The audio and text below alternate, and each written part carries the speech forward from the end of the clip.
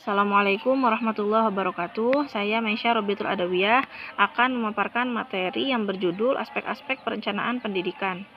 Di sini sebelum kita membahas apa saja sih aspek-aspek tersebut, yang harus kita pahami bahwa terdapat beberapa aspek yang perlu diperhitungkan dalam kegiatan perencanaan pendidikan agar perencanaan pendidikan itu semakin efektif dan mencapai tujuan yang kita maksud.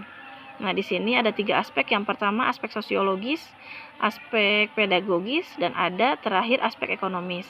Di dalam aspek sosiologis, kita akan membahas diantaranya aspirasi masyarakat, kemudian ada pengaruh perencanaan pendidikan terhadap masyarakat, kemudian tabu dan sanksi sosial dalam pendidikan, dan yang terakhir adalah pengaruh budaya dan tekanan dari luar. Aspirasi masyarakat di sini adalah sebuah perubahan sikap masyarakat terhadap pendidikan terjadi karena adanya kesempatan untuk menduduki sebuah jabatan tertentu bagi orang yang mempunyai kemampuan.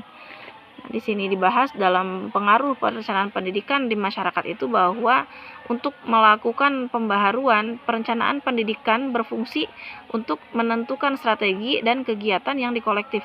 Oleh karena itu, pendekatan perencanaan pendidikan ini harus menggunakan cara yang tepat agar dapat memanfaatkan pengetahuannya tentang masyarakat, adat istiadat, budaya, dan lain-lain.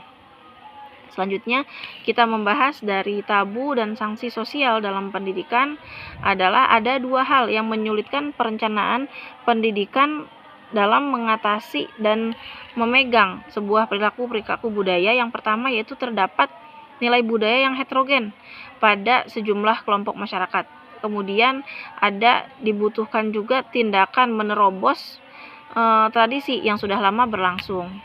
Nah, di sini terakhir pengaruh budaya dan tekanan dari luar itu sendiri adalah hasil penelitian sosial dan sosiologis atau pengamatan pendidikan dapat membantu mengetahui pengaruh tekanan dari luar dan pengaruh budaya terhadap perencanaan pendidikan tersebut.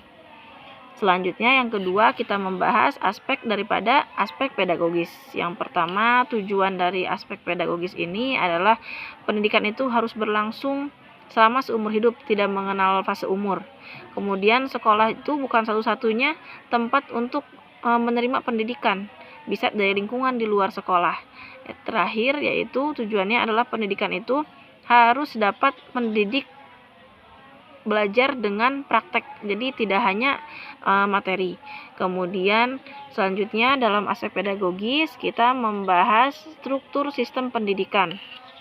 Di sini struktur sistem pendidikan di Indonesia menggunakan sertifikat 3 tingkat. Yang pertama tingkat dasar, tingkat menengah, dan tingkat tinggi. Nah, di sini ada juga isi pendidikan. Isi pendidikan adalah sejumlah pengetahuan yang harus disampaikan oleh lembaga pendidikan kepada anak yang kita didik. Selanjutnya, metode belajar dan mengajar. Ini bisa belajar sambil berbuat, bisa juga belajar untuk menemukan sendiri, dan ada juga belajar untuk memecahkan sebuah masalah. Nah, kemudian dalam aspek pedagogis ini ada sebuah inovasi pendidikan. Inovasi pendidikan di sini adalah aspek yang mendapat perhatian dari perencanaan pendidikan tersebut adalah inovasi pendidikan. Jadi perencanaan pendidikan itu harus mengetahui secara luas apa yang terjadi dalam sistem pendidikan tersebut.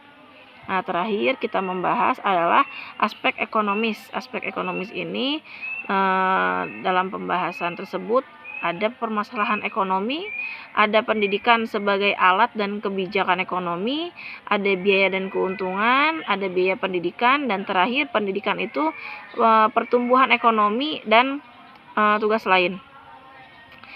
Di sini pertama kita akan membahas tentang permasalahan ekonomi, bahwa biasanya membicarakan masalah alokasi sumber-sumber yang terbatas pada pemakaian sehingga memenuhi berbagai kebutuhan. Sama juga berlaku dalam sebuah pemerintah yang mendistribusikan biaya sejumlah pembangunan supaya terpenuhi kebutuhan seperti untuk pendidikan, untuk pertanian, untuk kesehatan, dan lain-lain. Terus kemudian pendidikan sebagai alat dan kebijakan ekonomi. Ya betul ya, karena pendidikan itu dapat dipandang sebagai barang konsumtif, yang mana di sini ekonomi dan pendidikan itu sangat saling mempengaruhi. Jika kemajuan ekonomi itu mendorong perkembangan pendidikan, dan pendidikan juga yang maju merupakan salah satu syarat untuk perkembangan ekonomi kita. Kemudian kita selanjutnya bahas biaya dan keuntungan. Di sini dijelaskan bahwa analisis biaya dan keuntungan adalah sudah dilakukan. Maka dengan kemudian tujuan pendidikan tersebut dapat memiliki kebijakan pemerintah pengambilan keputusan, dapat juga menetapkan kebijakan yang akan dilaksanakan.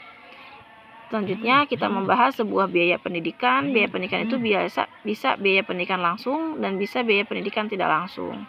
Biaya langsung itu seperti untuk sarana prasarana, adapun yang tidak langsung itu seperti untuk mengganti daripada yang hilang. Kemudian selanjutnya adalah pendidikan pertumbuhan. Yang dimaksud di sini adalah jika orang berpendidikan tinggi bekerja pada lapangan kerja yang hanya memerlukan tenaga untuk sekolah SMP, maka itu merupakan sangat yang tidak efisien, dan ini adalah kita katakan salah alokasiannya. Begitu untuk materi kita hari ini. Syukron atas waktunya. Wassalamualaikum warahmatullahi wabarakatuh.